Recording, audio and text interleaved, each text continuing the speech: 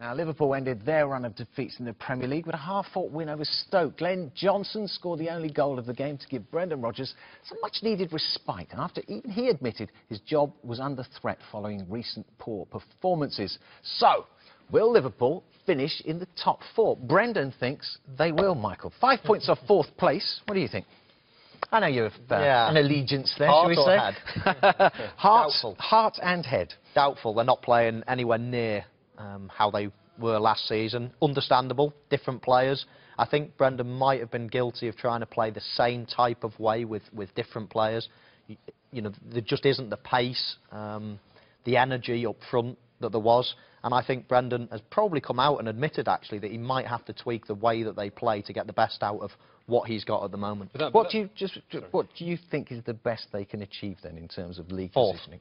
That's the best. But you don't think they will finish? I think it's anybody's. I really do. I think third and fourth this season are anybody. I think they can make it, but on current performances, current level of form, then I think it'll be a struggle. I just think that some of the buys have been very strange, to be honest. As Michael says, you know, the way they want to play, and raises this idea of the transfer committee. But you look at some of those players, and talking to people at Liverpool in the summer, they were surprised at some of the buys he made, and some of the buys the club made.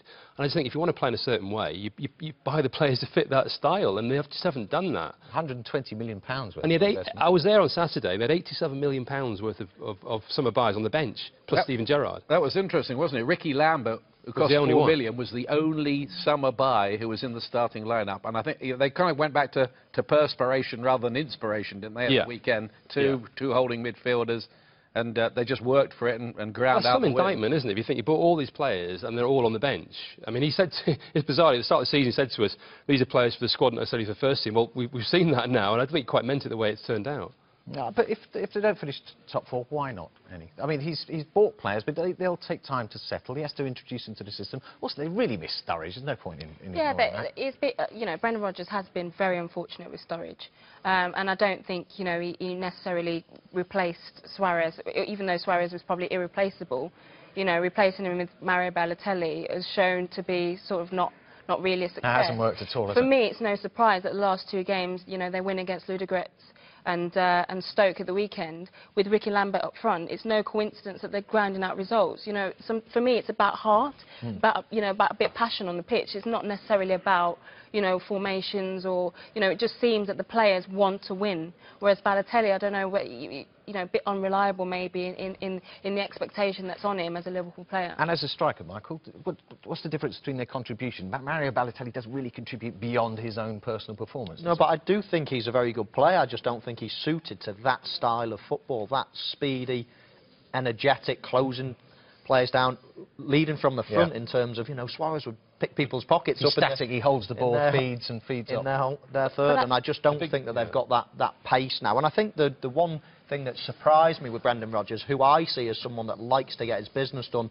early on in the season, or in the transfer windows, Balotelli was almost like a panic buy right at the end, and for him to leave such an important position sort of unguarded. If Brendan bought him, of course. Do we know? Exactly. I mean, I think that's a good point, to be honest with you, because he almost looks like he's not a marketing thing, but, you know, you look at that player, and I think certainly in terms of European experience, in terms of charisma, in terms of being a big character, he adds something to the team, but he hasn't added that so far. I think the thing that really hurt them was not getting Alexis Sanchez.